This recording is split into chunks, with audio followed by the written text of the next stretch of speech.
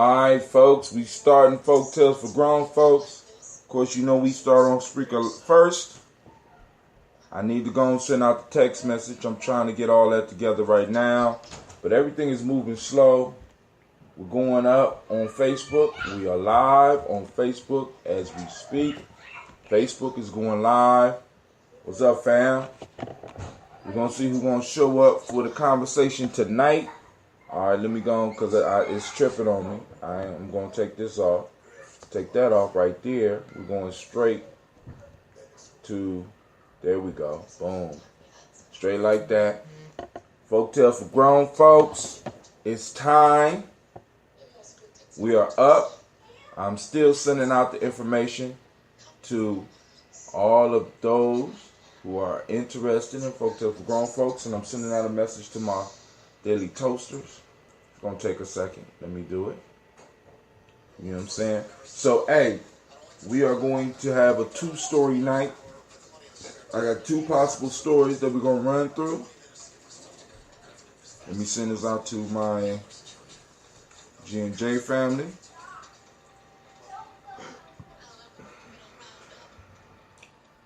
It is time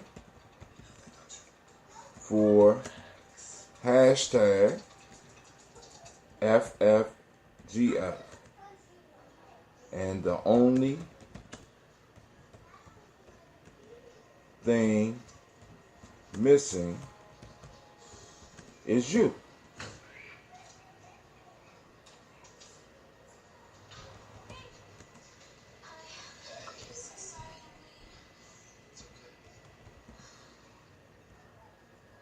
Come one, come all. Let's see how it goes. First, let me go. I need to make sure I got a picture up so people know what's up.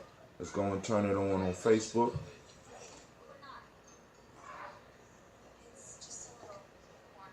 Oh my God. You know, I kind of miss doing this at the smoke lounge. Then I don't because of my horrible addictions. You know what I'm saying? But hey, we all have crosses to bear. I do mine very well. All right, so here we go. Let's see.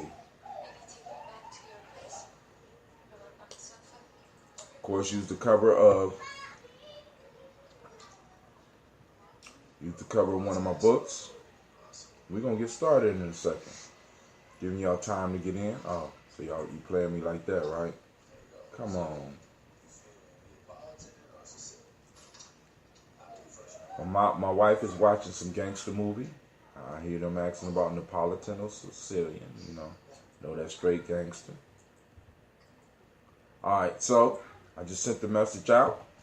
We're gonna move over to our YouTube. Start broadcast. We up. We live. We're live on Spreaker. We're live on Facebook, and we are live on YouTube. So, family, the phone lines are open. I'm opening them up right now. So anybody want to call in, the number is 614-556-4535. We are going to try to do a 2-story night, right? So those that call in, I will give you an opportunity to share what's on your mind, to share some of your struggles. But then we're going to have to get as rapidly as we can. We're going to have to get right back to these folk tales so that we can go and start building. You know what I'm saying? Because it's cool for us to deal with some personal stuff, but then what these proverbs allows us to do is to kind of extract just a little bit of the personal stuff so that we kind of think outside of ourselves so that we can start making the connections within ourselves so that we become better people. And that's what the 224 self-help process is all about. It's about us exploring us. I want you to explore you. You know what I'm saying? Because all of the wisdom will do you no good. All the wisdom in the world will do you no good if you don't explore yourself. You know what I'm saying? Because, we got a lot of people with a lot of supposed answers, but they have never really done any true internal work. And what we call for and what we ask for people to do at Gye-Nyame Journey, do some personal work. You know what I'm saying? Push yourself to your limits. You know what I'm saying? Put yourself in uncomfortable positions. That's what warriors have to do. Right now, for some reason, Uber Conference doesn't like me. So I know what I have to do. I'm going to go straight into Uber Conference. I'm going to type it in and go log in from the site.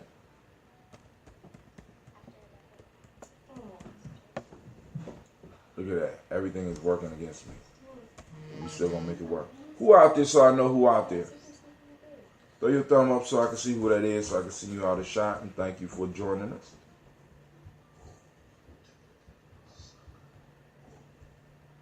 So I got to go the long way to get Uber Conference so I can make sure that those that want to call in can call in. We have some people, some very excited people that will be calling in tonight. So hopefully, because you never know how the world works. We're going to be pulling from Aesop Fables. It's the complete original translation from the Greek by Aesop, translated by George Fowler Thompson. So Uber Conference is up. Let's see if they're going to allow me in. Because I might have been kicked out. You know how I am. Get rowdy and get out of hand. Check 1, check 2, check 1, check 2. Want to make sure that y'all can hear me. Is my mic working? Check 1. Okay. We'll use that. Let me go to my Hootsuite, make sure I post up this, and we're about to get started. I try to be as prompt as I can. Today I was held up because I had 2 nation building conferences today, right? Talking to some real nation builders, real people out here in the community doing some work, not just, oh, good, I'm glad you can hear me. How you been doing, Anubis? It's good to see you. What's the date today? 4 days until to your birthday, right? Congratulations, man. I'm glad that you are in the house. Shouts out to the Unsleeping one of my daily toasters, who helps us hold it down here at the journey. Sister CeeLo is on the line. I see people getting those texts and they're coming in.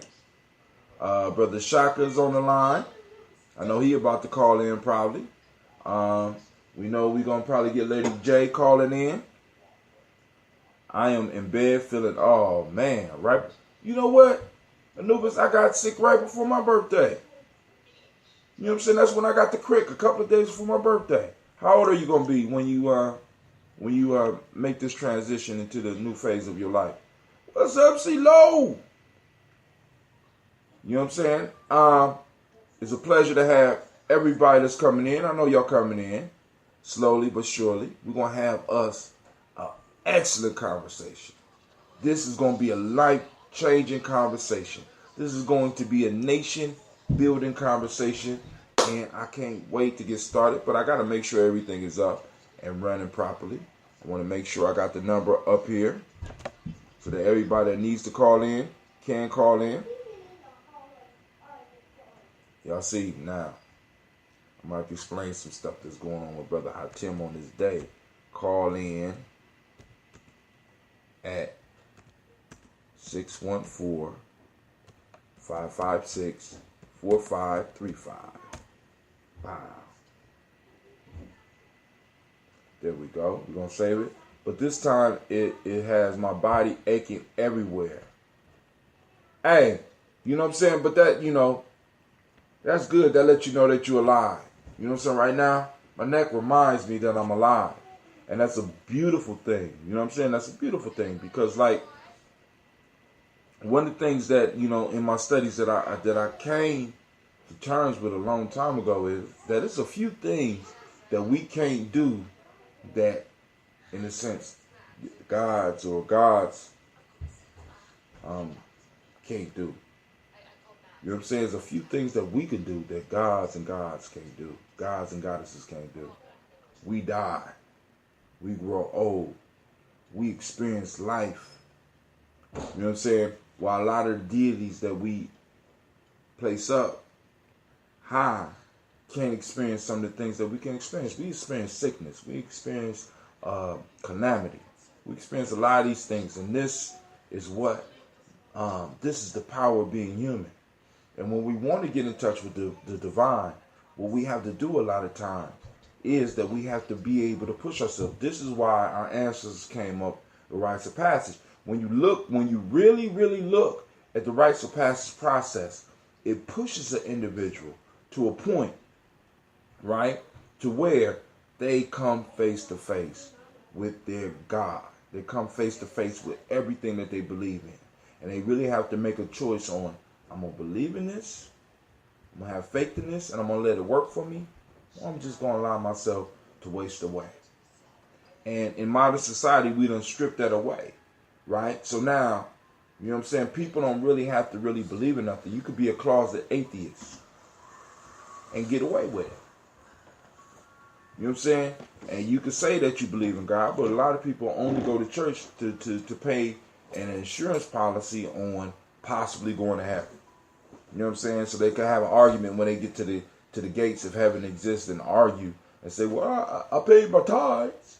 It's an insurance policy. You know what I'm saying? Old time religion, as my elders would say, old time spirituality forced the individual to have to face the calamities of life so that you can really prove that you believe in the shit that you're talking. Right now in America, you know what I'm saying, right now we live in a society where you can talk shit, but you don't really have to believe in it. You can talk about God, but you don't really have to call on God. You know what I'm saying? You call on the government. You call on the politician. You call on your boss. You know what I'm saying? You call on the money that you're making. You don't really have to call on this higher power. You know what I'm saying? But what we bringing back with Gye-Nyame is, boom, hey, you say you believe? Family, we're going to push you to the limit where you have to be able to come face to face with God, because the only time we come face to face with God is in hardship. I'm talking about face to face. Now, a lot of us talk to him from a distance, or talk to her from a distance, or talk to it from a distance. You know what I'm saying? When we doing good. But it's in those hard times where we really get to see what's real.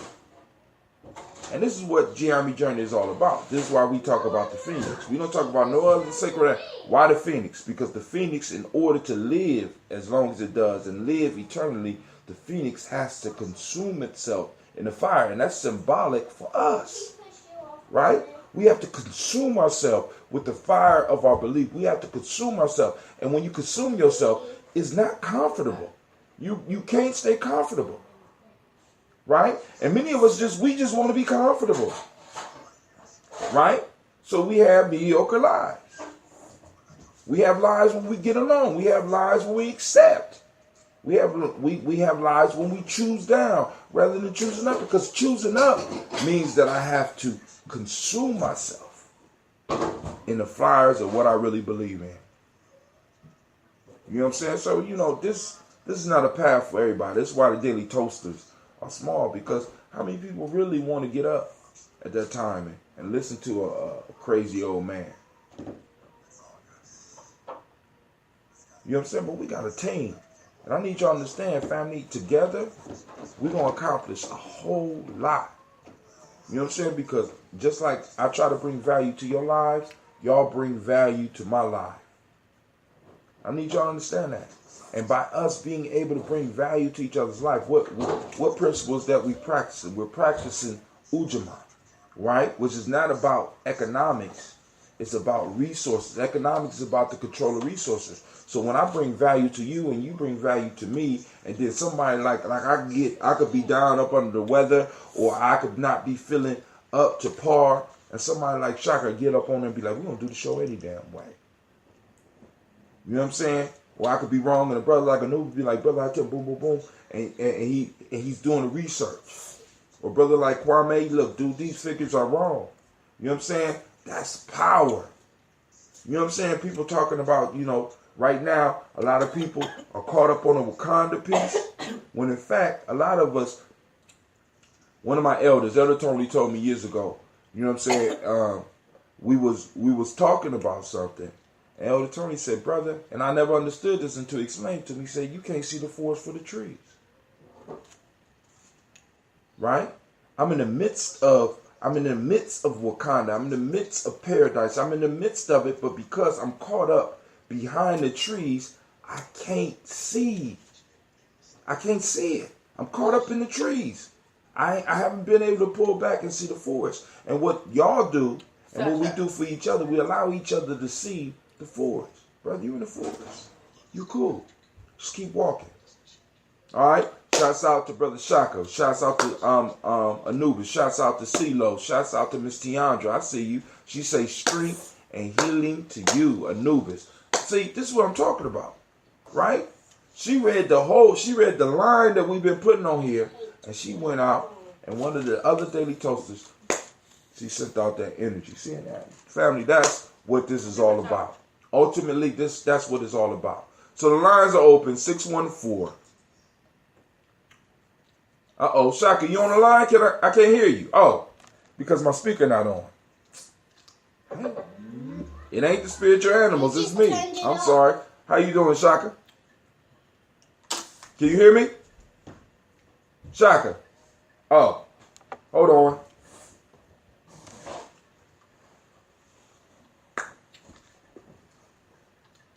And y'all put up with my... I don't know what's... I hear you now. You know what? Like this. When I hear you in Facebook, you sound great. Can you hear me now? But I'm on Facebook to hear you say something else. Can you hear me now? Oh, that's perfect. Right, I wasn't plugged in, man. It wasn't the spiritual animals this time. It was Brother Hatim and his fuckery. I messed up. I must apologize. How you doing, sir? I see you changed your profile I'm blessed. picture. How you doing? I'm doing it. I don't like how you looking at me on this profile picture, man. Trying to pose and snatch up all the ladies, man. You need to go on and pull up, young man. Pull up. Oh, I ain't get. Who you talking about? I'm talking about you. Got this little profile picture up on here. Go with the green hat on, man. Come on, man. Stare me down. Oh, cool. I see you. I see you on Uber conference. Yes, right. I am. Hey, man, I had a wonderful conversation earlier today. Wonderful.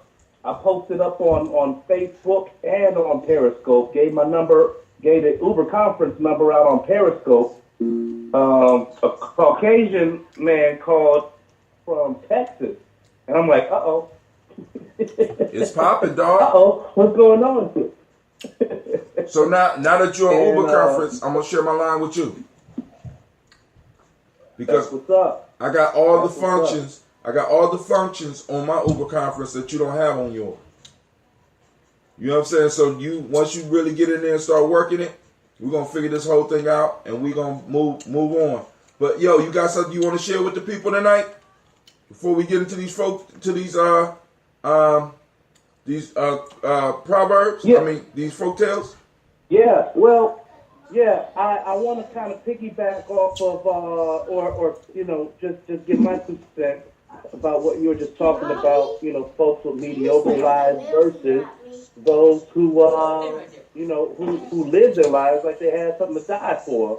At least that's what I take out of it. I'm paraphrasing. But the piece is that earlier today when I was on the line, I had seen something that really was disturbing to me, and it was disturbing to me in the sense that this happens to us all the time. But when I saw it happen to another race, I felt very disturbed in the sense that now y'all get it.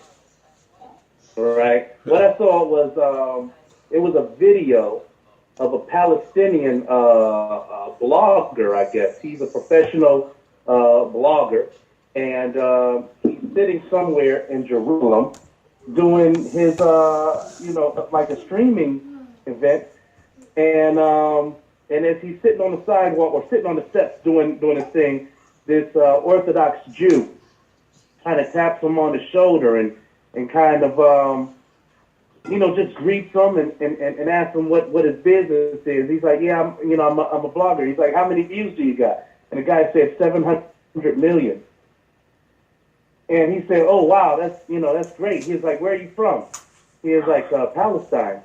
He said, "Oh." He said, "But you're not Palestinian." He's like, "Yeah, I'm Palestinian." He's like, "Oh, I thought you were intelligent." And then he goes, "Man," and then he goes to say, and the guy thought he was just joking at first. He's like, no. He's like, "You got to understand, I work with Palestinians, and Palestinians are ignorant and barbaric." He said, "You're not ignorant and barbaric. You're not Palestinian." He tried to tell this dude that he was French, right? And so in the midst of him having this conversation, he tells his 15-year-old niece comes up. This is the Jewish guy's niece, comes up, and she's like, "Who's that man?" or whatever. He's like, "Oh, it's just some Palestinian." And the guy's like, "Yes, I'm Palestinian." And she looks over at the grandfather and she's like, "Why is he proud of that?" And she was dead serious. And he goes on to tell his niece or his granddaughter, maybe 10% of them are not terrorists, but so I saw this happen, and I talked about it a little bit on my show earlier, and this guy calls in, and this is what we're talking about. We're talking about that. We're talking about just different times in American history where we have to keep an open mind and to be able to not block the blessings when people come into our lives as advocates, as allies.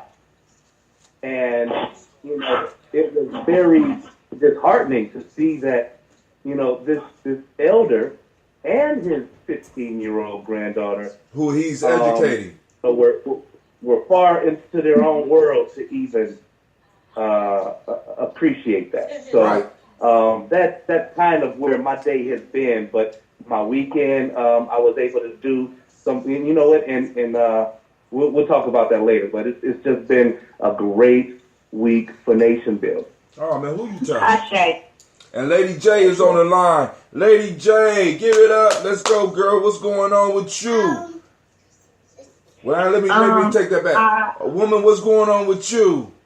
Because I got to be, because everybody's, busting, I got to watch how I speak now. But go ahead.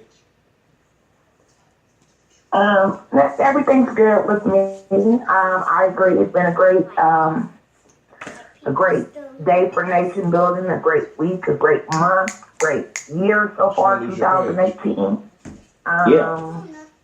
Yeah, I think that again, we're riding this wave. We are in the midst of this great awakening, and things, we continue to be consistent. Things are going to continue to shake, and wake up folks who are sleeping. Wake up those folks who think they're awake. They need a nap. Yeah. Put some folks to sleep. Lock some folks to sleep. Bring about some consciousness. So it's just been awesome. And though sometimes I work on, I try to work. So I got this thing I say, and I say it's God's light. I just let it shine. Right? It's God's light. Right. So sometimes I try to caution myself about what I say because, or saying too much because I think people think that I am gloating or that this is about me. But really, I don't look at it that way.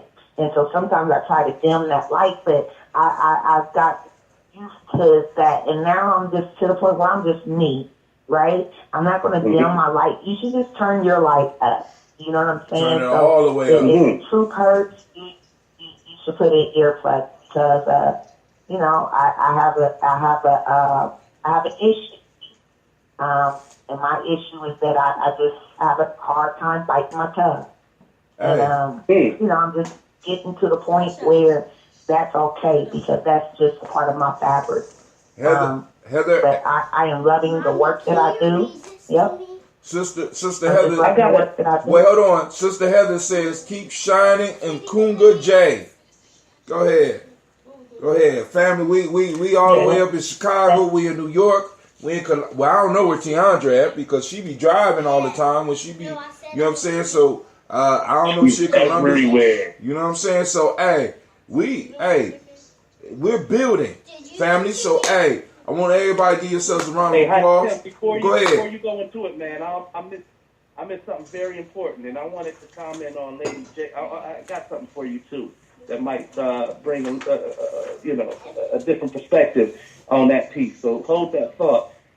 Hi Tim, just about 15 minutes before I got on the line, I happened to have been scrolling and I saw Isaiah Washington, who I respect because I feel like Isaiah Washington, out of all the different celebrities that I might have met, he's one who I had met, and he was just always a real brother and talking, about real stuff and doing real research and not ever coming into a place of anyway, man, look, I had mentioned to him because, he was on a post that was loosely kind of probing for what his major role, like the role that makes him, would be about. And I asked him, I said, one of my brethren had been talking real serious at one point about remaking The Spook Who Sat by the Door. I said, Isaiah, how interested would you be with a project like that? And he immediately responded, very interested. So this is the second time that I've extended the Uber conference line to him to come into the conversation even. I don't know what to expect, but I can say this, locally, well, let's not even go there. The whole piece is that if we keep knocking, maybe he'll join us one day, or maybe, we'll get in touch, or maybe he'll extend a conversation with you. And so getting back to, so that's some big news to me. Lady J, I heard something yesterday that directly correlates with what you just said. Brother JoJo Hill, who's been on the line before, he was talking about counterfeiting, and counterfeiting. He went to the bank and asked the teller, like, when I gave you this bill, how come, you didn't look at that bill to see if it was counterfeit? She was like, well, the thing is that, he handed her a bill that he thought was counterfeit. And he said, well, how come you didn't look at that bill to see if it was counterfeit? She said, well, because we're trained. We are trained to study the real bill, because there's so many ways that counterfeits can exist. But the major policy with counterfeiters is that they try to make sure that their bills are nowhere near the real. And so, Lady J, that rang in true with me, because when you live a life when you don't have, everybody on your team that you think should be, or people, you feel is throwing hate in such a way, that's a lot of times they're doing you a service, because you don't need that counterfeit around you. And that's what I realized, is that, when you are the real, the counterfeiters don't want to be they don't want to have anything to do with you.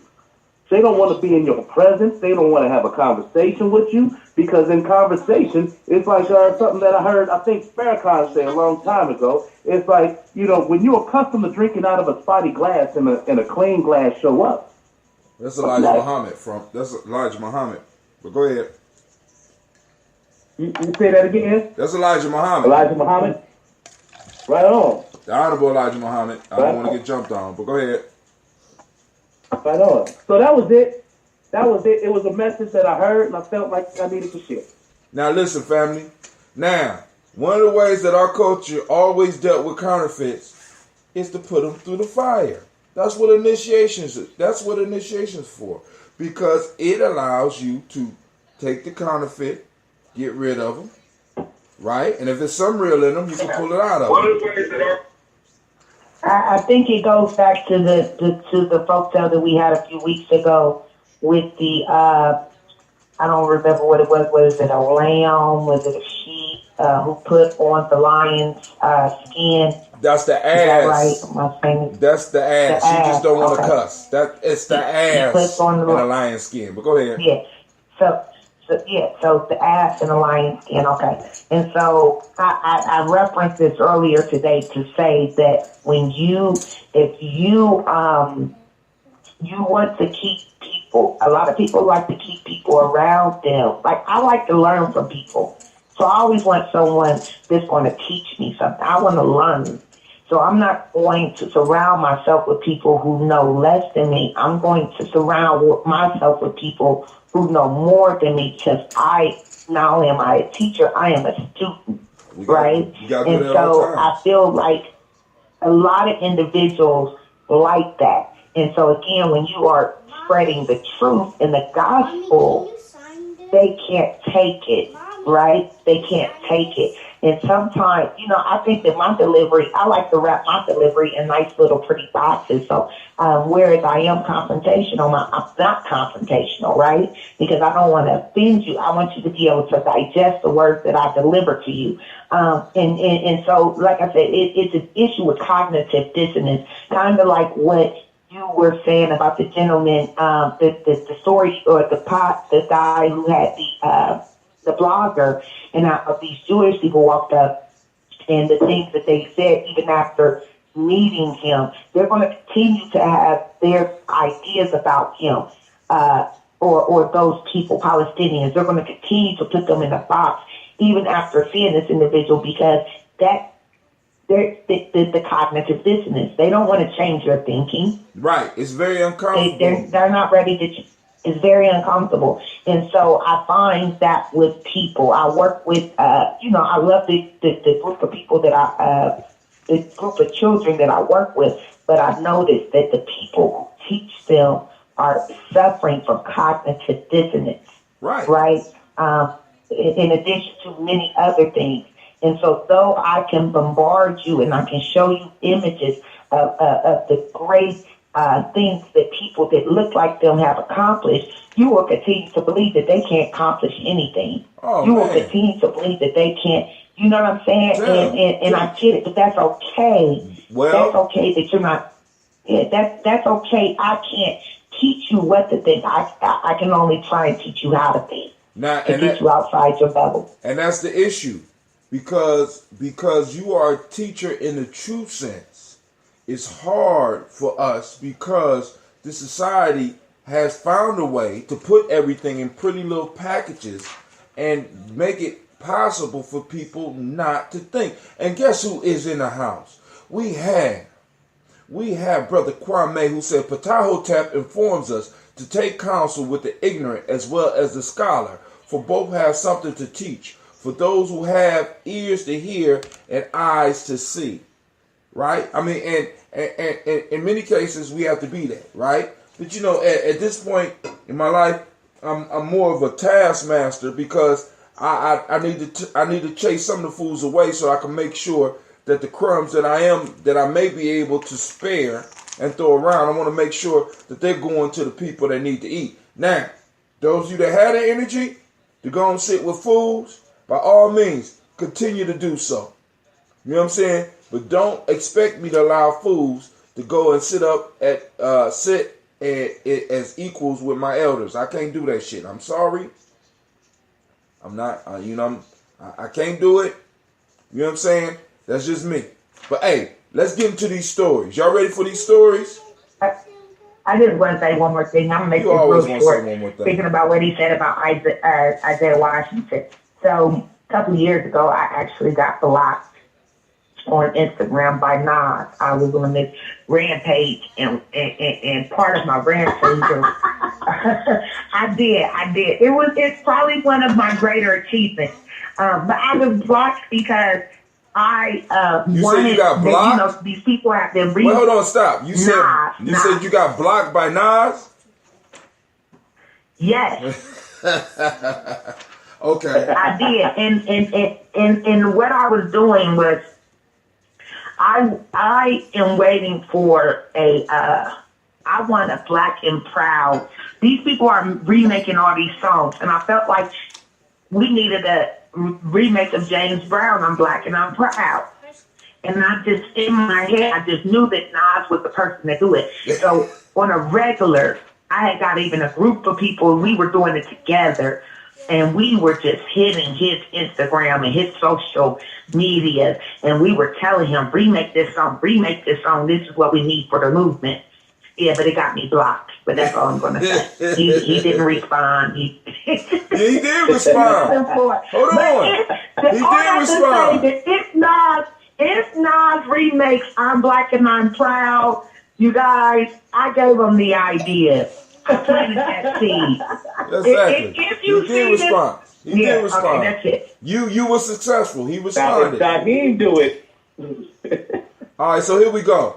So tonight I'm calling this a two-story night because last week I wasn't able to do it, but Lady J and Brother Shaka had a marvelous conversation. I want to thank both of them, even though they went in on my age a little bit.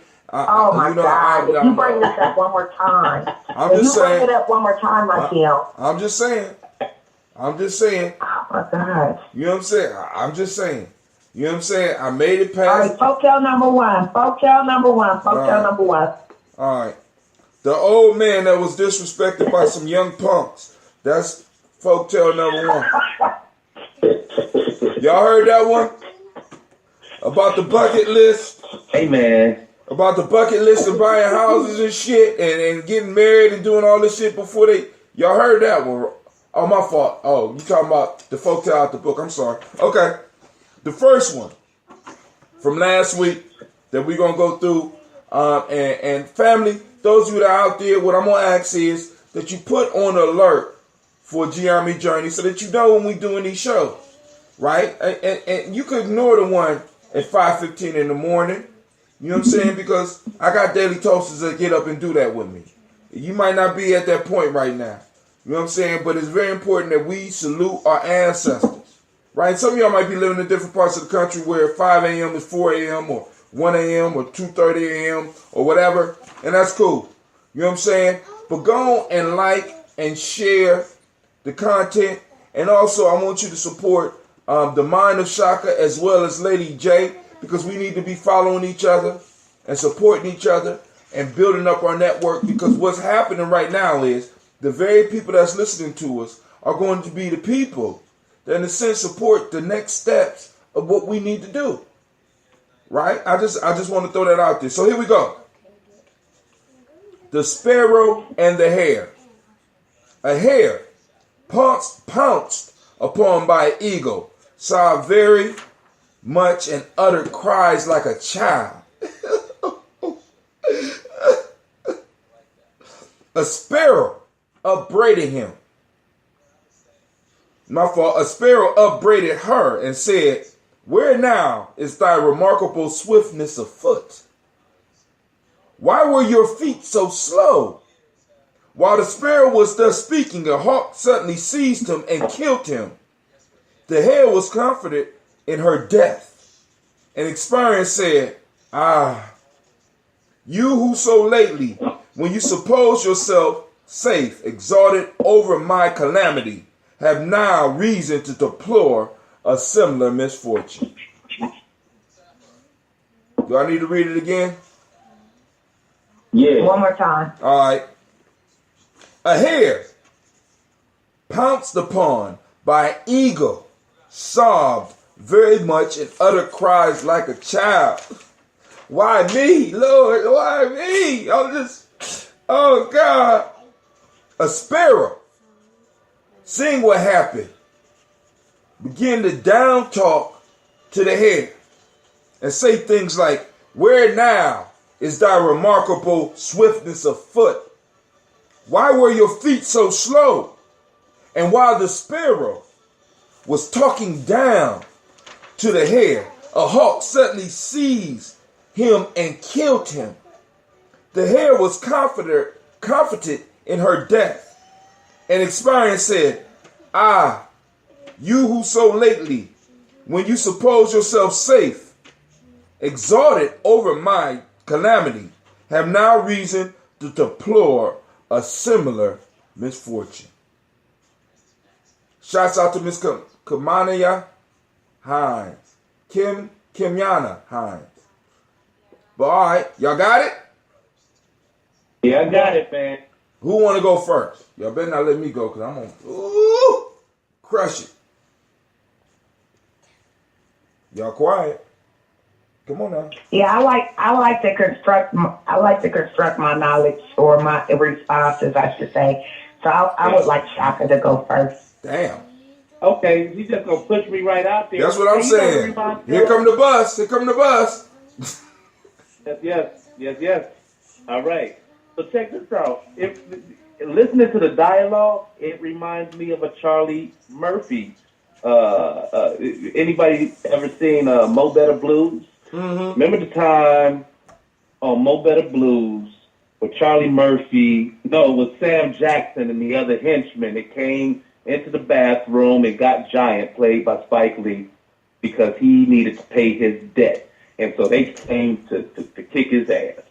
They took him outside and they whipped him good. And Charlie Murphy sticks his face out the door and he says to Spike Lee, "Your crocodile mouth finally got your hummingbird ass kicked." Remember this? Mm-hmm. And as soon as that happens, Bleak, played by Denzel, goes out to rescue his buddy, and he snatches his horn from him, and beat him in the face with his own horn. Right. Remember that? It didn't all the way correlate. No, it didn't. I wasn't gonna say that, but it did. I mean, it's close. If you would have said that Bleak punched Charlie Murphy in the face, I mean, and then went out and helped his buddy, I could see. But go ahead. You going somewhere? Right. So, the thing is that, listen, as bystanders, sometimes we take the affirmative out of fear. And we jump out there and, and I've seen it happen. I've recently seen this happen, man, is where, you have who, in a regular scenario, your ally. And then when you're dealing with some heat, this individual turns around and is like, "Oh, well, you shouldn't have done that in the first place. Man, I told you not to go in the street like that." Right? I don't know. I mean, to me, that Sparrow, or the character played by the Sparrow, is showing some absolute cowardice, if you ask me. Well, now, right. I don't know what I don't know what their relationship was with the hair beforehand. But I mean, all right, let's extrapolate that. What do you think? Because if you listen to the words that he said, what happened to your swift feet? You know what I'm saying? Why weren't your feet moving fast? You crocodile too. Right. You know what I'm saying? So there's a relationship there. The thing is that because now we're assuming that because he came at him like that this hair was all braggadocious in his regular life, right? That he bragged about, but that doesn't necessarily have to be the case, Hatem. Now, I ain't hold on. I ain't extrapolate that. You extrapolate that and put it on me. I'm just saying, for all I know, I was thinking that the Sparrow was watching the rabbit and was like, "Damn, I wish I could run like that motherfucker, man. I wish I could run like that. Wow, look at him. Oh, man, he moved." Because all of us, we got people that sit on the sidelines and look at what we do. I mean, you know what I'm saying? Shaq, get some people that be at the club like, "Man, I wish I could play an instrument like that motherfucker Shaka. Look at him on them keys and singing. He think he's smooth." And then as soon as something happened, what happened to the music? I remember one time we had a meeting. Right. We had a meeting at that time we was the Underground House, and I had a very talented musician, and we was talking about the fees and the dues of maintaining the house. And the brother started talking, and somebody looked at him and said, "What are you gonna do? You gonna drum up some food?" and we could do nothing but laugh. But it was done out of it was funny, but it was done from a spiteful situation because they didn't have no talent. They wasn't bringing anything in the house, but this brother brought a talent as well as a little bit of money into the house. You know what I'm saying? And they looked at that and they got they got upset. So they're looking, in a sense, at this person from a perspective of possible jealousy. Oh man, that's an understatement, Tim. I'll take it back to a time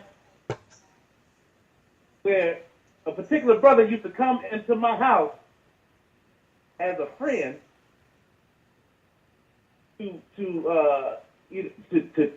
have conversations with me and just to hang out. And on the way out, every time he would grab at least 15 of the CDs that I go out and I make money with. So this guy was taking my CDs and trying to sell them to the resale shop before they even got out to the public, to the streets in the first place. To the public, right? You know what I'm saying? So right. The sparrow is like this. The sparrow is hanging around. You know what I'm saying? Possibly looking at the rabbit, but then coming from your perspective, the rabbit could have been braggadocious. We don't know, but we can look at it from both angles. I got it. Go ahead. I got two things. Wait, hold on. First, I want to say, Shaka, Jackson. Hold on. First off, yep. Shaka, she milked everybody out there listening. She milked everything that me and Shaka said, and she came up with a point. That's sexual harassment. Yeah. Okay. And guess what? I don't have no problem with you saying that because that's what we should do. Exactly. You know what? You learning, and the fact that she's about to quote Jesse Jackson, who Sam Greenlee despises. I just watched the interview earlier. Okay, I didn't know that Jesse Jackson said this, but I had to look up the quote and I wanted to know who said it. So according to Google, he said it, so I'm going to give him credit. I didn't say it, but it says, "Don't look down on anyone unless you are helping them up." And it sounds like the sparrow, he could have spoke life into the hair. He could have said, "Hair, you got this.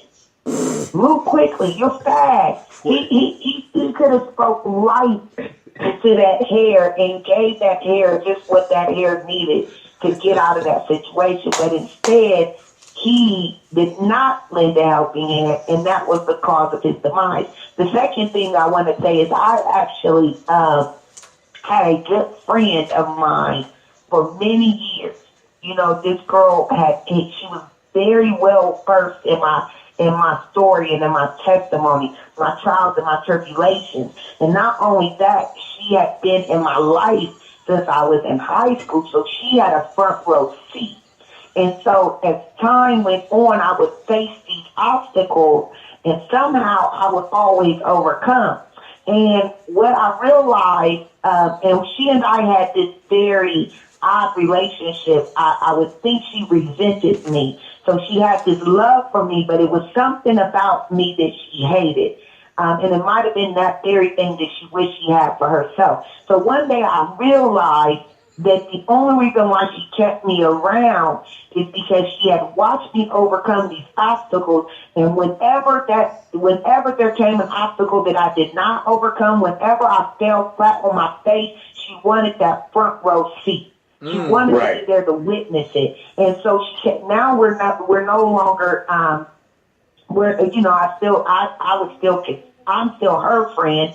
She's not my friend.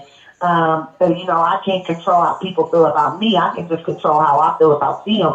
But it was a moment of growth in my life when I realized that some people keep you around because they want to witness your fall. Oh, you know what I'm saying? They want to witness that. And so that's what I took away from that. If there is a moral or a point to this, I'm just going to say, you shouldn't look down on folks unless you're unless you're trying to help them up. And now, in that moment that the sparrow was looking at the downfall of the hare, was the moment that the sparrow slipped and fell into his own demise. See, because a lot of time people mess up. We missing something, yo. But hold on, I want to say this. The one thing that I want y'all to understand is that the sparrow couldn't speak life into the hare because the hare's fate was sealed. Because we got to understand, there's two different birds in this story. We have the eagle, and if you ever seen a full-grown eagle, once an eagle, if you ever seen the claws and the hands on the eagle, once that eagle had a grasp on that hare knew that his fate was sealed. And that hare didn't need to listen to nobody talk about him going down. And many of us have been in this situation in our life. We know I done fucked up. It's over. You know what I'm saying? Let me bemoan my fate. You know what I'm saying? And maybe the sparrow could have gave him some encouraging words. But rather than even giving encouraging words, the sparrow took that time to berate this Let me ask you something, Tim. Go ahead. Is there any possibility that this was all a trap from the beginning? I'm going to plead out. I'm going to cry out like a child. I'm going to get someone's attention, have them either come to my rescue or come and be the victim themselves. I think about people who just do that. That's why I don't attend any pity parties. Well, hold on now. That's why I don't show up. I don't accept any invitations. Yeah. A strategy in war. Yeah, we missing something. Well, I'm gonna bring. It's your turn next, Shaka. A strategy in war is learning how to beg. Now, a lot of people don't understand this because when you act like you giving up, sometimes people either show a little bit of mercy or they loosen their grip on you, which gives you a moment to escape. Like when I was young, I had an aunt. I love my aunt. But my aunt would start some shit in a minute. So she went to a bar. I was 17 years old. She went to a bar where another one of my aunts was the MC. And started talking some shit to a man. And this man knocked her the fuck off the chair and chased her up out the bar. My aunt immediately came to the house, to my grandmother's house, where I was there and I was young, strapping, 17 years old. You know, I was in fit shape, and she came in talking about this nigga just threw me off the bar stool. Boom, boom, boom. My uncle was there. My uncle said, I ain't gonna go fight for her because your aunt be talking shit. I said, well, take me up there. So I went up to the bar, and I went into the bar, and I didn't know my aunt was the DJ. One of my aunts, or my mom's best friend, who I named Gina after, was a DJ up in there. I walked up into the bar. The security guards, they knew, you know, this little, you know, I ain't gonna say, this little OJ, he coming into the car, whatever, boom, let me get the fuck out this nigga's way. I walk into the bar, and I whoop this nigga's ass up in the bar, and what happens is that the security is coming to get me, but my aunt is on the mic, say, oh, don't mess with him, get the other nigga, throw him out, and let's, you know, take the fight outside, you just don't hurt him, pointing at me. So I go outside, and I'm chasing this nigga down the street, excuse my language, and I'm running up on him, and he stops, and he turns around at me, because he knew he caught. He say, bruh, come on, man, come on, please, come on, let me go. As soon as I drew back a little bit, this motherfucker had his fingernails and scratched me in my face, and tried to attack me. And I ended up chasing them down the street a little bit farther. But what I'm saying is, a strategy in war is learning how to beg and learning how to act like you surrendering so that you can find your moment. In that piece, that rabbit was doing that. Because there's a possibility that, you know, maybe this eagle is going to have mercy on me. You know what I'm saying? Maybe this eagle might have a heart. And if I could reach the heart, maybe I'd get free. But then you got this sparrow flying alongside him talking shit. You and them fast feet. Where your fast feet at now? You know what I'm saying? You know what I'm saying? Where the big money at now? This is what we do to each other. This is what our enemies do to us right now. You know what I'm saying? But you know, and I'm bemoaning my fate. But I just want to throw that out there. But Shaka, you said we missing something. Go ahead. What's the difference between an eagle in the sky and an eagle that's grounded? An eagle that's grounded is vulnerable. An eagle in the sky, I mean, most of the time he's gonna be victorious because to attack from the sky is that's power. That's why the Air Force is so powerful. But go ahead. Right. So he was in the sky when he saw the air. Right. Let's believe that. Got that eagle eye. Now, he got down there, and in the scuffle, he trying to take this big ass hair compared to a sparrow. Trying to take this big ass hair, and the hair is like, oh please, man, look, no, not me. Hey, I got kids at home. Listen, I got 20 months this last week. Come on, listen. Whatever he was saying, every second that eagle was down there, he could have fell prey to any of the land animals. That's true. So, you understand? So, yeah. While he's down there, and he hears this little sparrow, and understand the eagle's appetite, he wasn't going to finish the whole hair. When you ever seen that? Hey, I mean, I've been to a zoo a few times. You throw a hare, any kind of rodent down there, it's got to be small for them to digest. They got a crop. They ain't got teeth. How they going to devour all that? They don't eat all down to the bone. But all I'm saying is that the sparrow made himself known, made his presence known, and became the lesser of the hassle. And the eagle was on some Home Depot shit. Work smarter, not harder. I'm going to go ahead, grab this little snack, and keep it moving. No. That hair. Hold on. You got the story. See, there's two birds. There's the eagle and there's a hawk. Right. The hawk grabs the sparrow. What? Yeah. Because you got to remember, when an eagle don't snatch and stay on the ground. The part of the process of an eagle strikes. He swoops. So both of them dead. That's what you saying? Oh man, the hare was eaten by something. The hare was eaten by an eagle. The sparrow was caught by a hawk because while he was talking shit to the hare, he wasn't paying attention. Just like, see, and this also goes back to a lesson for us as far as paying attention to our surroundings. Here, listen. A hare pounced upon by an eagle saw very much and uttered cries like a child. A sparrow upbraided her and said, "Where now is thy remarkable swiftness of foot? Why were your feet so slow?" While the sparrow was thus speaking, a hawk suddenly seized him and killed him. So while the sparrow was talking shit to the hare, the sparrow lost sight of the fact that he was eligible as prey for somebody else.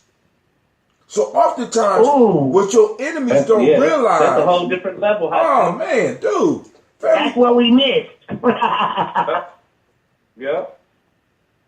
No. That changed the whole story. You know what I'm saying? The hawk snatched the hare off the ground. The sparrow was in the sky talking shit.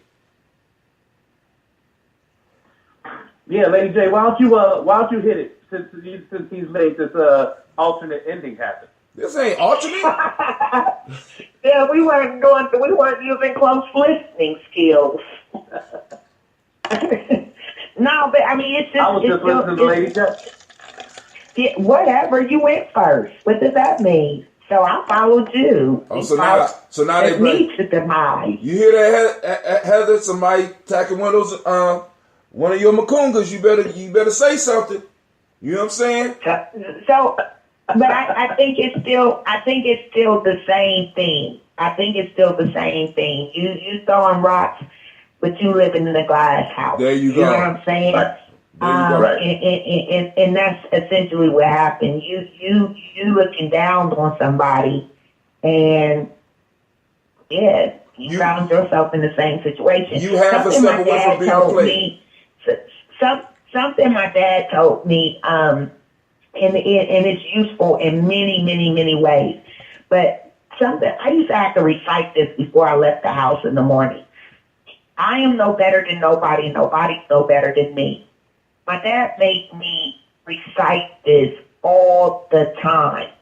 And at first, because of the environment I grew up in, I thought he was shunning me or trying to prevent me from looking down on the addicts that were in my family. You know what I'm saying? The addicts that were in my community. The people that that some people would have looked at as the left halves. You know what I'm saying? And so I thought that he was preparing me not to look down on them.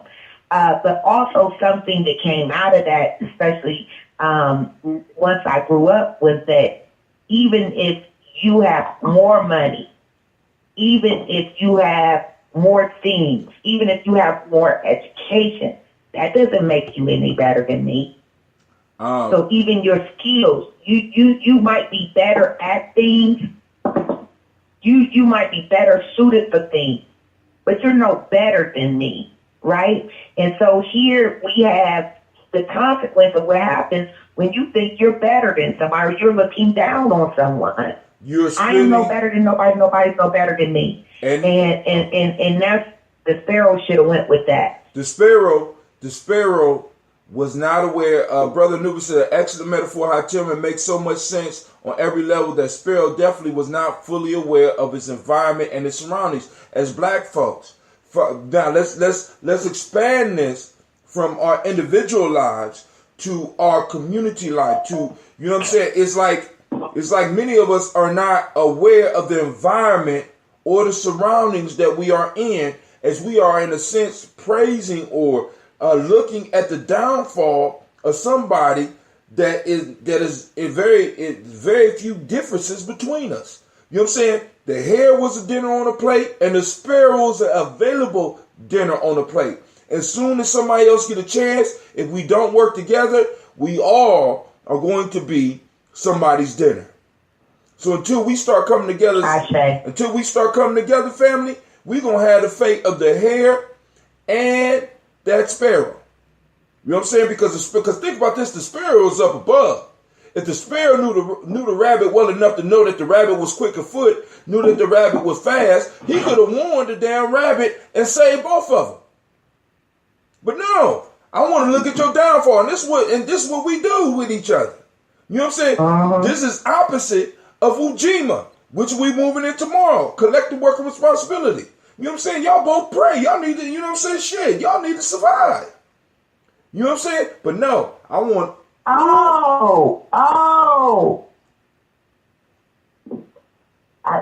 just got something. Go ahead. I often had this idea when I'm working with people who don't look like me, right? I think some of the time they forget, even though they don't look like me, we have similar obstacles because we are in that same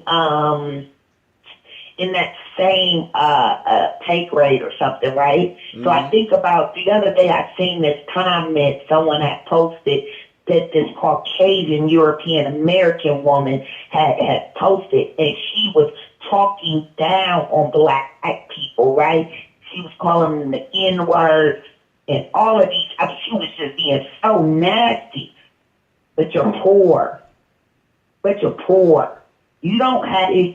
For me, when I'm looking at my neighbors again, I know better than nobody's no better than me. But this idea of this white privilege that and this white supremacy, people, especially with this current climate, right? It gave a lot of people a lot of courage to say a lot of things, right? Forgetting that your circumstances are very much similar to mine, right? Mm. This whole agenda, it affects you just like it affects me, right? Because certain things are class-based, but even within that class-based, it's race-based, right? But folks be thinking like, I see it, I hear it, And I have to remind people that you're poor. But you're poor. It just happened the other day. I shared this when the young man was killed in the was killed at the courthouse. He was killed at the courthouse, in the courthouse, and a young teenager, right? Shaka, did you hear about this? Yeah. Oh, I don't know. No, I didn't hear about it. Okay, so these people go to court. The police comes and get the mom because she has a warrant.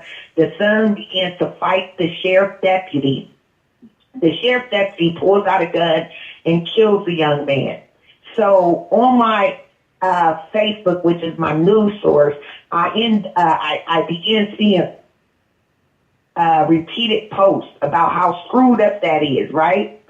And what happened is my people automatically assumed that this kid was black, right? So they was already getting ready to go down there and shut the courthouse down. They were en route. Well, what happened was the kid was white. And he wasn't just white.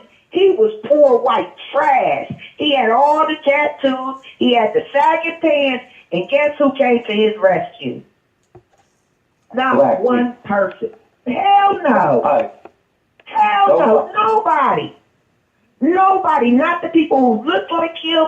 Not nobody. And that was just like you said, that you seen something that made you realize something we go through all the time. Injustice is injustice, right? So I was kind of feeling something about my people because I'm like, well, shit, it was just wrong 2 minutes ago. Y'all were ready to fight the power 2 minutes ago. It was so wrong. But when we seen that man didn't look like us, we ain't got that to do. We got to save our energy, right? But it was wrong. I got some other shit to do. Initially, it was wrong.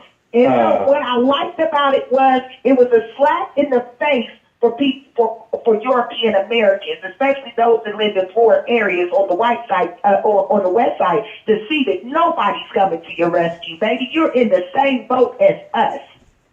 You're in the same boat. And injustice against one is an injustice against all. Now you get to see how it feels. But unlike us, at least we real rowdy, right or wrong. He could have been in there with a gun and we would have took up for him. I'm telling you, like I know, I hate to say it, but it's the truth. So let me ask you this. Do you think we should support Louis C.K. in this case the way that we did Bill Cosby? Who defended Bill Cosby? Yeah, I as soon as I said that, I was like, okay, well. Shit. I was sitting there like, well, nigga, what show you on? I was like, hey, you know what I'm saying? But hey, I wanna segue right now. You know what I'm saying? Because we kind of beat up on that one per family. I want y'all to understand our opinions are our opinions. And the thing that we do this show for is, one, as Lady J often say, is we're not teaching you what to think. We want to set examples on how to think. You know what I'm saying? And that's what the journey is all about. You know what I'm saying? So you don't have to agree with us. You might come up with something different, and you might want to post something, and you might not have a voice or whatever, but feel free to comment. But once again, make sure you like and share, whether you're on Facebook, whether you're on Spreaker, whether you're on YouTube. Make sure you like and share this conversation, because we're trying to build this movement, because family, we catching hell everywhere. And we can't be like the sparrow looking down on somebody when we need to be watching our environment and our crabs in the barrel. Somebody said crab. Sister Heather said crabs in the barrel. You know what I'm saying? We sitting up here laughing at the other crabs, pulling the other crabs down, and nobody is pointing out the fact that it's not the crabs that's really holding us down. It's the motherfucking barrel. You know what I'm saying? We mad at each other. Not only that, who put us in the barrel? There you go. We always say crabs in a barrel, but that's not a crab's habitat. How did he make it to the barrel? Hey, but you know what? See, here's the thing about that, Lady J, is that there are those of us walking around that despise each other because we walk around here like we've been through slavery at the first hand. But I've heard through different conversations people refer to us as the people who got over here and didn't have to pay their ticket. And complaining and y'all got I've all never heard that. You're complaining and you got That's over here for deep. free. How dare you? I mean, hey, but that's really when you might not hear it directly like that, but when you really listen to the rhetoric that is spoke about us, you hear this. You owe us. You got free passage. My grandparents came over here and had to buy their goddamn ticket, and you got over here free, and you're complaining. You're here in the land of milk and honey. No, some of their ancestors didn't have to pay no ticket. Somebody paid it for them, and that's why their ancestors came over here, and they were slaves and indentured servants first. Time out. They didn't. A lot of them folks, and I'm not talking about all of them. Hold on. I'm talking about many of them. So some of them people didn't pay to come either. Hold on, I hear you. And I mean, I'm not either. I'm sorry. Let's did not pay to come over. Let's reserve the slave shit. You know what I'm saying? Because it's like, yo, I mean, I haven't seen that. In my research, I haven't seen that. I've seen indentured servant, but I haven't seen a lot of them. Oh, they were slaves. Okay. They were slaves. They sent over here, they sent their peasants. They was going to work them folks, them poor people, because you got to think about how their social hierarchy was set up over here. That's why they came. Lady J? They were never going to be able to elevate themselves. Them people who were peasants, Lady J. all of them people, they were never going. You got to think about what that social pyramid looks like in Europe. Yeah, how it looked in Europe. In Europe, they was going to work to death. When they got over here, they had natives and they had Africans that they brought over so them motherfuckers could feel superior and be able to work themselves up. I'm sorry. I mean, I can't agree with you on that shit. Go on with that. Let me say. Go on with that. Let me say this. Let me say this. I construct my own understanding, Hakim, and this is after much reading and my discipline. And I am convinced that, and I do believe that when it said that they were emptying out some of those prisons, sending over here their less desirables, that's just what they did. They had a plan. And they had been exploiting people who looked like them, so they didn't give a damn, because over there it was all about, and the same thing is about here, keeping the rich rich and the poor. That was key to them. Well, hold on. That was key to them. Hold on. They had a plan. That plan fell through. Lady J, you can't just talk louder. Go like they said. Lady J, listen to me, baby. You got to understand. You got to understand that culture reigns supreme. These motherfuckers, you right, the rich is going to stay rich, but they have to maintain their culture. And in order for them to expand, for them to expand, they have to expand their market so that more of them could get rich. And that's what they did when they moved over here. They didn't. I mean, you. Okay. I'm just saying. I mean, Lady J, you got to think about. I have thought about it. I have thought about that shit. Think about the fact that Europe is a continent. The same way. No, time out. Europe. See, first off, wait. Subcontinent. Be honest. Be honest. It's a small little piece of Asia. It's not a goddamn. It's not a goddamn continent. Let's be clear about that. I'm sorry. Eurasia, subcontinent, Europe. Okay. Very small place. And how they a very small place. And how they viewed each other was very similar to other places where you have people who look alike and they still look at each other as different. All them Europeans, they were never one. They had been fighting each other for hundreds of years. Lady J, but hold on. Lady J, but what happened? What happened? Come on now. Go on, bring it home. See, don't stop there because they fought one another till they realized what? So they realized what? You tell me, because they were still fighting each other when they got here. When did they realize? Who was they fighting? They was fighting each other. I'll tell you what it is. Hey, listen, this is what I think. The British didn't fight here on American soil. What was they fighting about, Lady J? Here for this land. What was they fighting about? Fight each other. Wait a minute, Lady J. If that was the case, if they was just fighting each other, right? You would be free. They weren't just fighting. They weren't just fighting about that, because that war could have still been going on right now. These motherfuckers found out for their better interest that they needed. What were they fighting over? What were they fighting over? You had one group that wanted to control where they were, but they all agreed that your black ass, like my black ass, wasn't eligible to be in that competition. Period. Native Americans, nobody. Wait, hold on. But what I'm saying is, when you say that they brought over here slaves, I got my hand raised. Go ahead. I'm sorry. Go ahead. First of all, this is what I'm gonna say first. Okay, wait, that was a little bit redundant. We try it again. First of all, anytime one man puts a price tag on another man who gets a receipt of sale, there's injustice and inequality. That shit's been happening since the beginning of time. All right? It's happening now. We so messed up by slavery, we ain't doing it. So, piece is that when it comes to even our people, we haven't even accessed and taken advantage of the monetary aspect of the work of healing our people.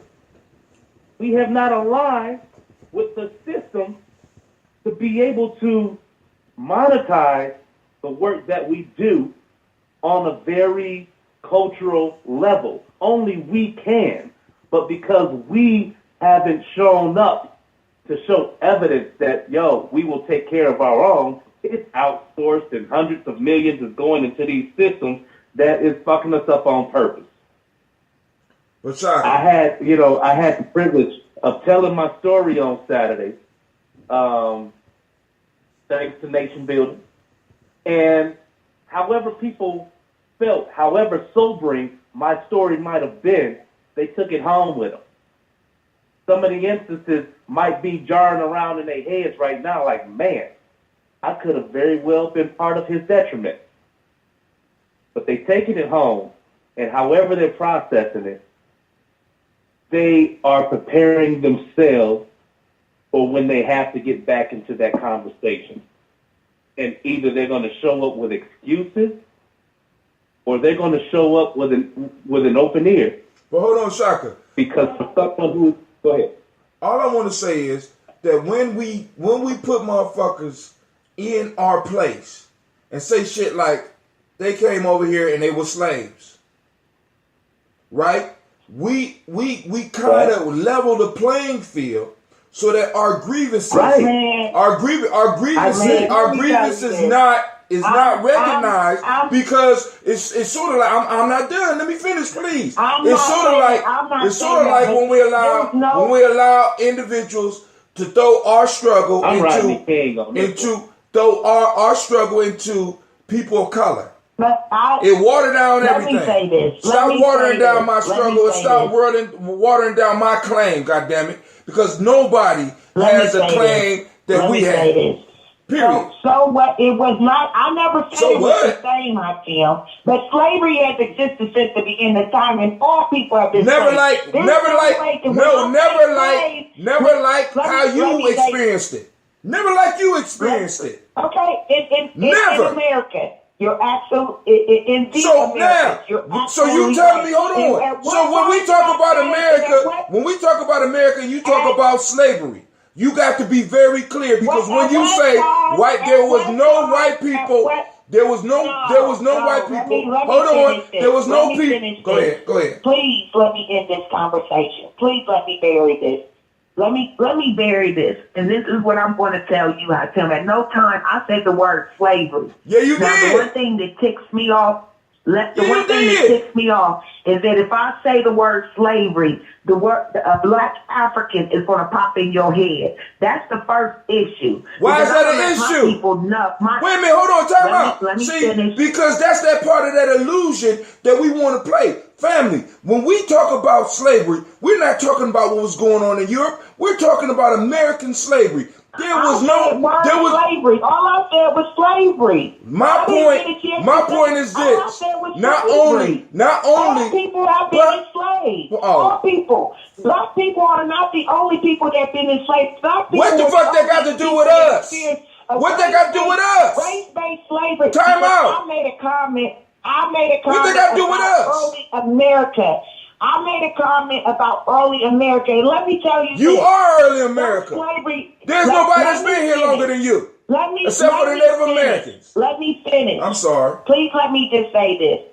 When we think about what occurred here in early America, and I'm going back to the 13 colonies, there's a reason why the gross majority of slavery may have been legal throughout the 13 colonies, but there's a reason why the gross majority of slaves, and they even outnumbered the whites in the South. And it was because the soil in Massachusetts, the soil in Rhode Island, all of these places that are up north, it was too rocky. The soil was too rocky. The weather was too cold. They were not doing.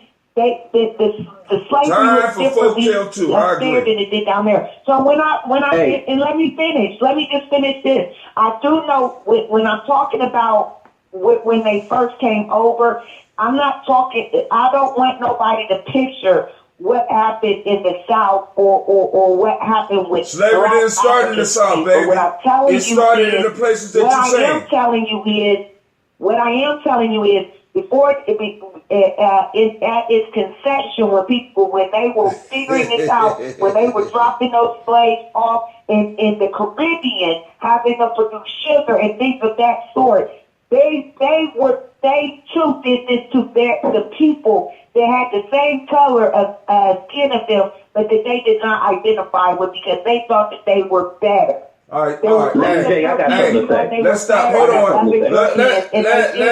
Let's stop this conversation and move to the second, because I got two people that said we need to move to folktale number 2, because me and Lady J is never gonna see eye to eye on this, because this whole humanity thing bothers me. It just bothers me.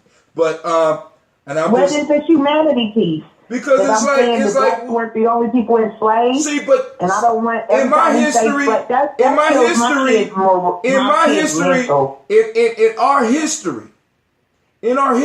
was a major I don't care. Listen. I don't care. Listen. I'm gonna make sure then don't care about them.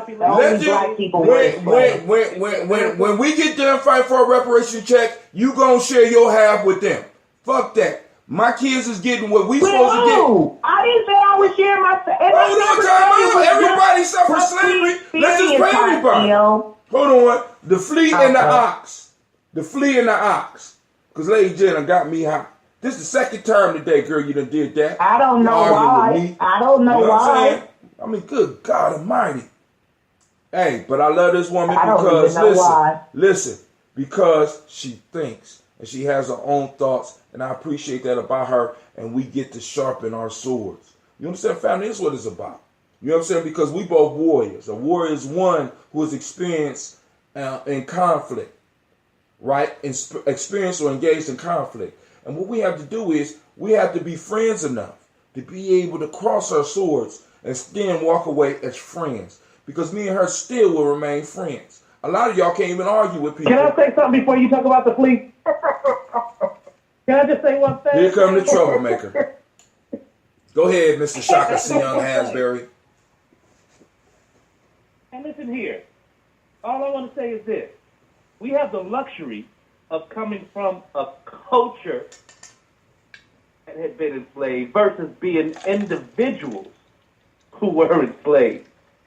Because right now, in present day, there's more money being made with sex slaves who are all isolated and who are all different kind of colors of the rainbow And at the end of the day, there's no race of people that are advocating for their freedom. So the piece is, let's go ahead and move on to the flea and the ox, and we'll talk about that, put that conversation in a different box. All right. I'm just going to say one word and I'm gone. Blockchain. You know what the original blockchain was?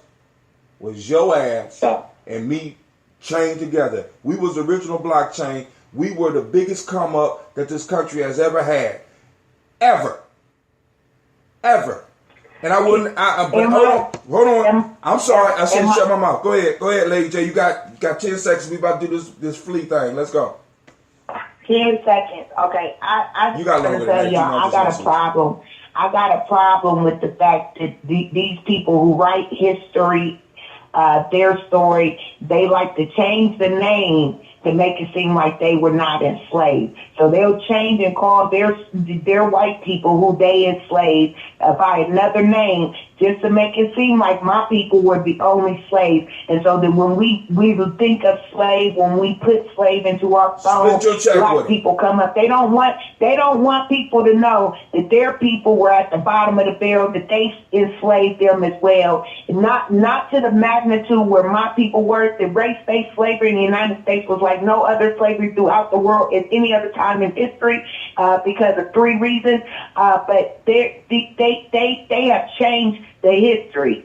And that is so that my kids can constantly think of themselves in one way and their kids don't ever have to. So in my classroom, when I speak, I'm gonna make sure that the neighbor, the European American across the hallway from my room knows that her ancestors, if there's a small chance, there is a chance that her people experience some form of slavery too.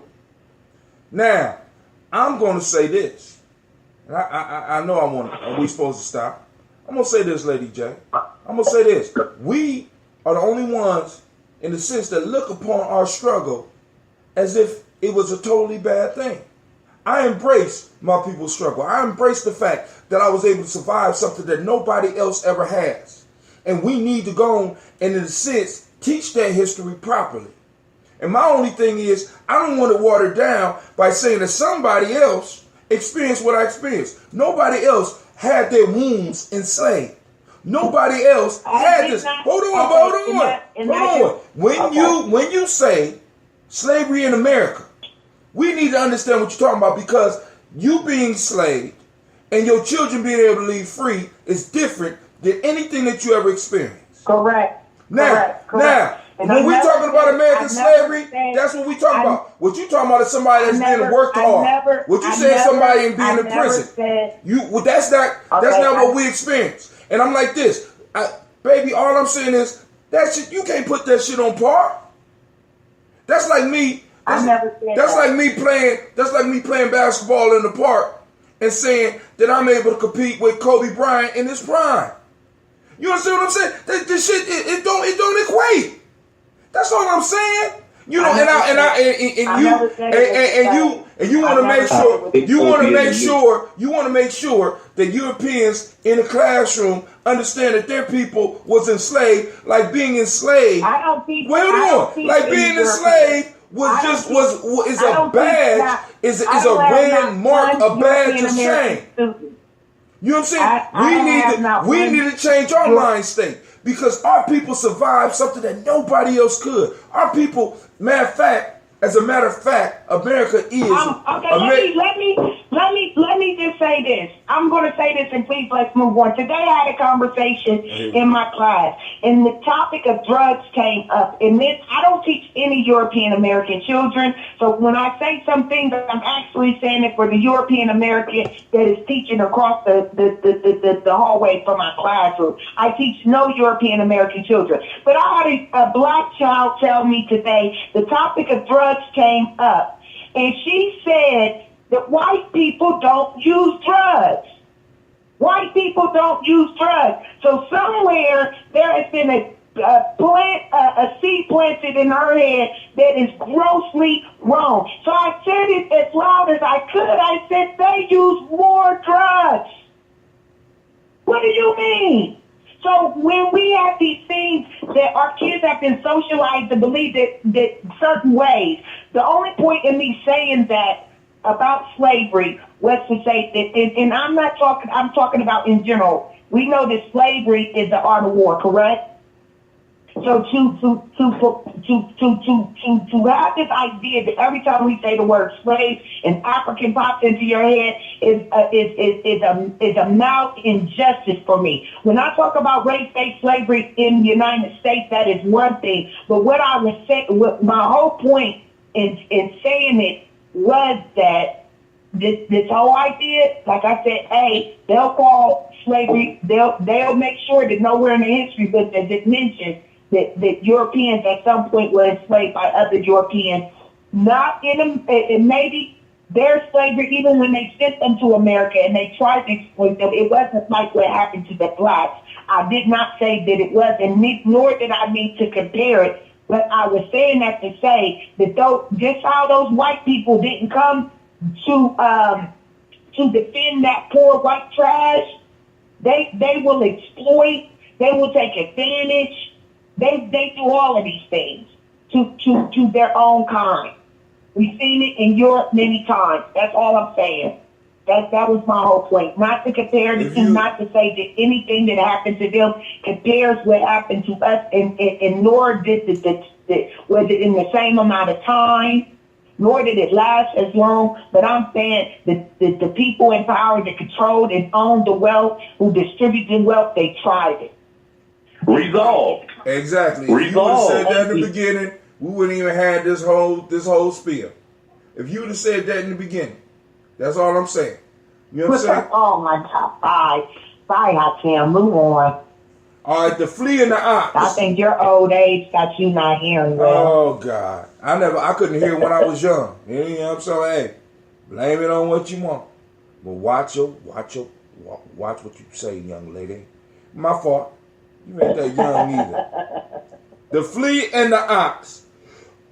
The flea thus questioning the ox, what ails you? That being so large and strong, you submit to the wrongs you receive from men and slave for them day by day. While I, being so small a creature, mercilessly feed on their flesh and drink their blood without stint. The ox replied, I do not wish to be ungrateful, for I am loved and well cared for by men, and they often pat my head and shoulder. Woe's me, said the flea. This very patting which you like whenever it happens to me brings with it my inevitable destruction. Damn, it got slavery. We just had this long discussion. Damn, we should just went straight to this. Do I need to read it again? Yeah, and this time, Hatem, before you do, are you still plugged in, man? Yeah, I'm plugged in. She done wore out my goddamn mic. All this goddamn arguing. Can you hear me now? Just clean it off. That's all that spitting you were doing. Ooh, that was good. Ooh, lady. Hey, Jack. but you know what? You should go back to, if you can. Back in the day, you used to post it so we could read it. And I know you're on live now, and so that they may be getting a little better experience. But I think for those, people like me, I don't know if there's any way that you would be willing to, go back to that old practice. Well, I got some post-it, so we can read it. Check this out, family. This is what you can do. Because we all got modern technology. All you got to do is Google. Listen. Google the flea and the ox. Aesop is the bomb. Right now, on any Google device, you could put it in and the store will pop up. And in some cases, it'll pop up with the moral. All right? So I'm going to read. I'm going to try to make it clear.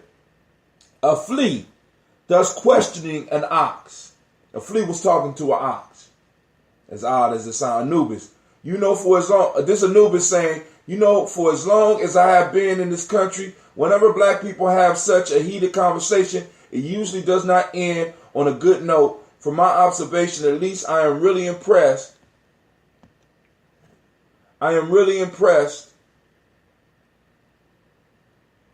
I'm really impressed with the level of maturity. Man, this is my sister, man. I ain't, you know what I'm saying? Man, we sharpen each other. You understand what I'm saying? I want her to be strong-willed. She wants me to be strong-willed. We need that. We need these type of discussions. We can disagree, and we don't have to be totally disagreeable. You understand what I'm saying? And that's what nation building is about, because the whole piece is family unity does not mean that we all agree. You got your way to the truth. I got my way to the truth. I respect yours. You respect mine. Let's keep on walking. Lady J have a whole different philosophy. That's why it works.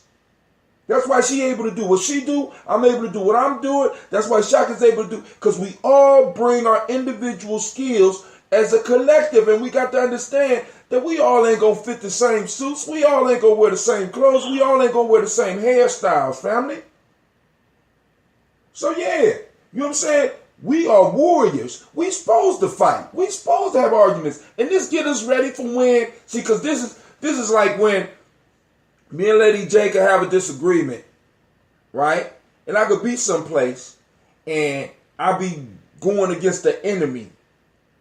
And I could stutter and I might stumble. And she could either post me up or step in for me. You know why? Because she prepared herself. And I could do the same for her. That's how we supposed to be, family. You know what I'm saying? So, hey, back to the flea. Hey, where you from, Anubis? He just brought up some shit I didn't even know. Where you from, Anubis? All right. A flea thus questioned an ox. Flea is talking to an ox. I'm going to read it plain English. A flea is talking to an ox. Hey, man, what ails you, man? What's wrong with you? The being so big. You submit to the wrongs you receive from men, and you slave for them day by day. While a being so small a creature, while me being so small a creature, mercilessly feed on their flesh and drink their blood whenever I want to. The ox replied, I do not wish to be ungrateful, for I am loved and well cared for by men, and they often pat my head and shoulders. The flea looked at him and said, woe's me, woe is me, said the flea. This very patting which you like, whenever it happens to me, brings with it my inevitable destruction. Y'all got it? Uh-oh. I got it. I looked at that. You were absolutely right. That's all I had to do. See, yeah, it's about time you listen. Well, let's not cry over spilled milk. Let's jump right into this one, because I bet you we ready. I bet you we ready. So on my morning shows, usually what I do is tell people what it is. I read it so they know what it sounds like. They might not remember it, but you go and look it up. You know what I'm saying? But I might need to start posting at least the title. I'll try to go to that, Lady J. I appreciate the input. You know what I'm saying? So yes, sir. Miss Sister Tiandra say the house slave who forgot who she was versus the field. Go ahead. Who want to go first? So I'll go first this time, so y'all won't think I'm biting. I'll keep it real short. You know that proverb that says what's good for the goose is good for the gander. Yes. I never totally agreed with that. So I'm just going to say what's good for the goose is not always good for the gander. I can dig that. It's obvious that the flea is saying, yeah, they pat your head and that gets you going. But anybody pat my head, I'm dead. Right? Yeah, so what's good for the goose is not always good for the gander. You got something to say? say? I got something different from that. I got something totally different. Go ahead. And say again, this is a flea that is on the ox. And the flea is saying to the ox, it's that patting on your head that gets me killed. No. Either. No. Oh. That ain't what he said. So the flea is a parasite. Yeah. And the flea is like, yo, you so big, man. Why don't you just? I mean, why do you serve them? You know what I mean? Right. Why do you let them enslave you? And the ox is like, hey, I'm at peace with it. I do work. They tap me on the head. They feed me. They love me. Damn. So, like a good slave, huh? Shit. Yeah, that's that slave mentality. Right. He said, matter of fact, he said, I don't want to be ungrateful. Is that the voice that he got? How Tim, can you do it again? I don't want to be ungrateful. Yeah. And so I'm still putting it together in my mind as Lady J, so that's the thing, is that what do you do in this situation, this conversation with a parasite? But hold on. That is... What is a parasite? Is a parasite bad? If he's sucking your blood, I mean, I don't know, huh, Tim? I don't know how you feel about bed bugs and fleas and stuff like that. No, but hold on. Those aren't the only parasites. Hell, your ass go to the grocery store and you living off of somebody else's work. You a parasite too. I love you. I don't know. You an entrepreneur. You live off the lifeblood of the people because you trade value. The fleet does a certain thing for others. We got another caller. I think this might be Miss Tiandra.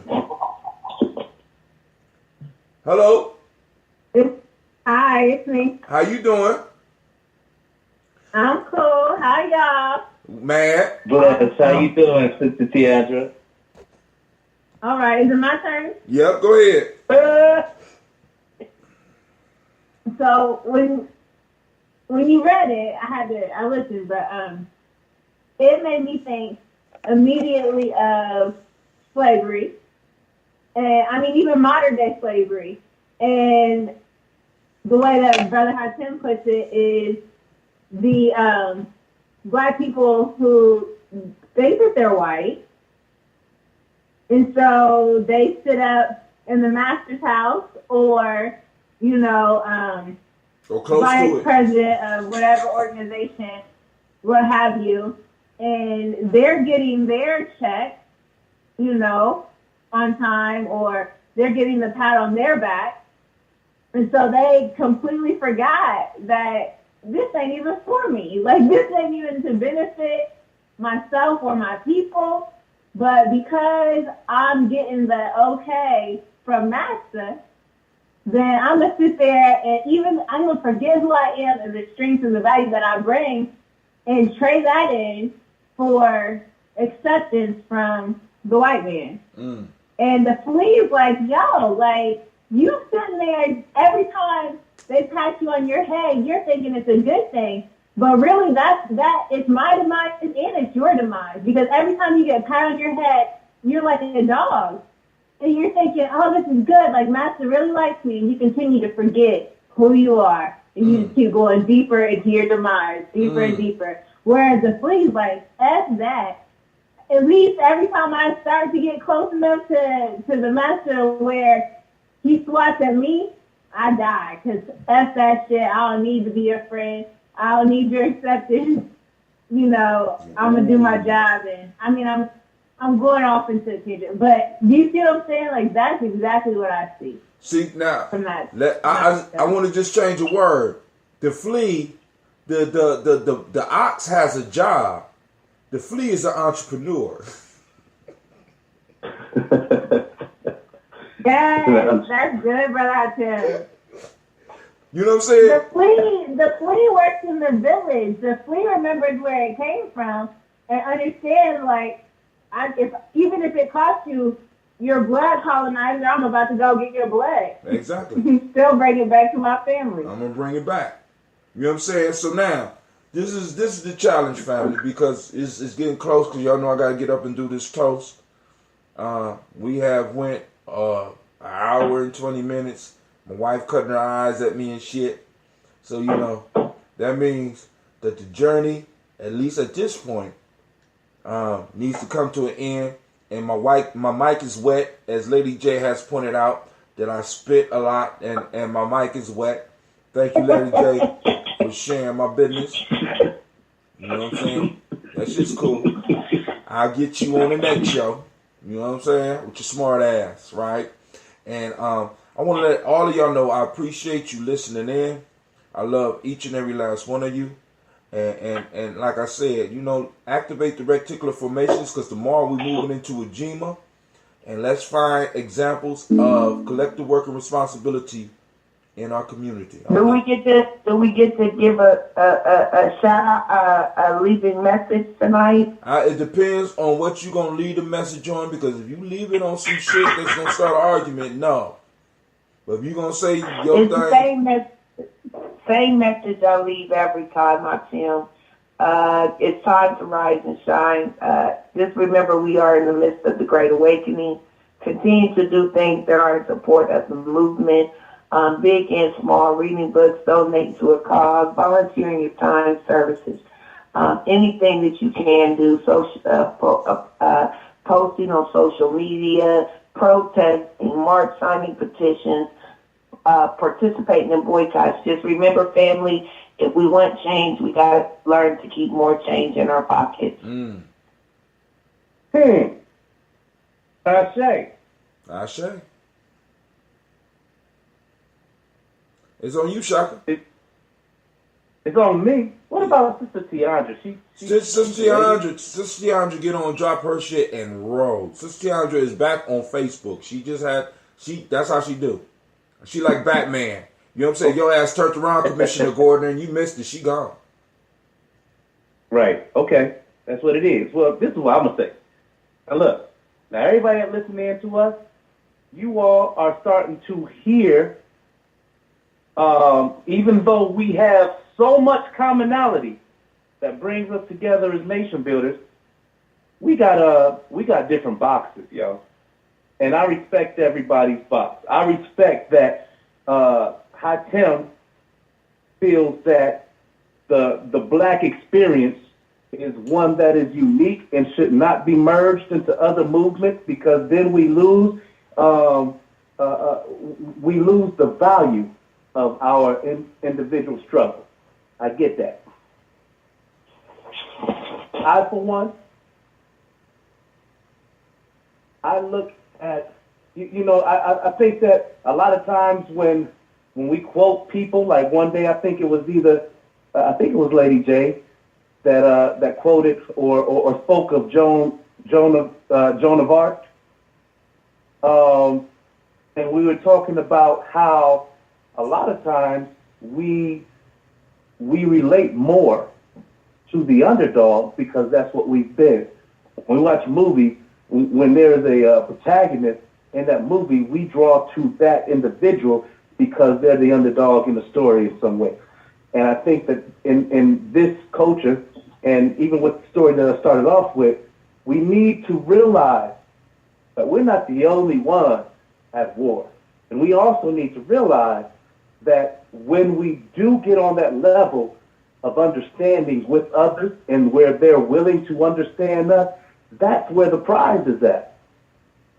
Because that's where we're able to establish real alliances with those who have resources that we may not have, with those who may understand processes the way that we don't know because of where they're at.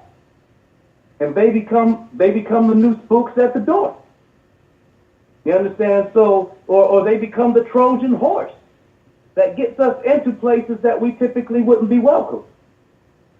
And so the question... Oh, shit. Here we go. Here we go. No, I just want to say you're the Let MVP. that man finish. Let him finish his thought. Let him finish his thought. Go ahead, Shaka. Is that really what you want to say? I can't see your face, so I can't see if she's being sarcastic. She's about to start some shit. Go, man. Finish your thought. No. But at the end of the day, I want to leave y'all with one simple phrase. It's simple to me because I say it all the time, but en la catch. En la catch. It's Mayan for I am the other you. So to cause you harm is to cause myself harm. And on the flip side of that, I am the other you. I love you like I love myself. When we in humanity can truly embrace that sentiment, not the thought, but the sentiment, and we understand that in each other, then we have truly evolved into the culture that we've come to create. Can you say that word again in a meaning, please? Can you post it in Gye-Nyame? Sure. You want me to say it or you want me to post it? Or both? Both. Both. Okay. En lak etch. Phrase is 3 words. ENLAKECH. Now I spell it ETCH because I represent an artist movement. But ECH. En lak etch means I am the other you. To cause you harm is to cause myself harm. I am the other you. I love you like I love myself.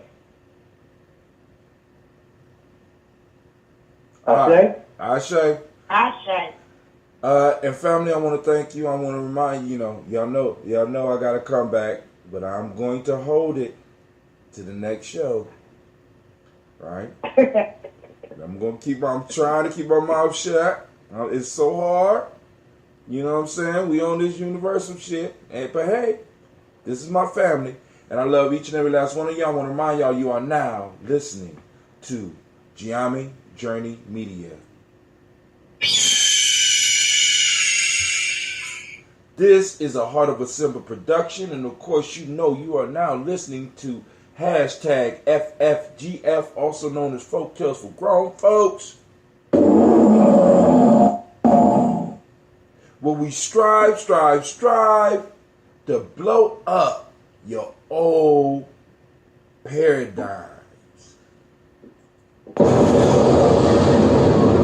Miss Tiandra, say good night, Brother Hatim. Is there a more culturally appropriate way we say that? Stop it, Tiandra.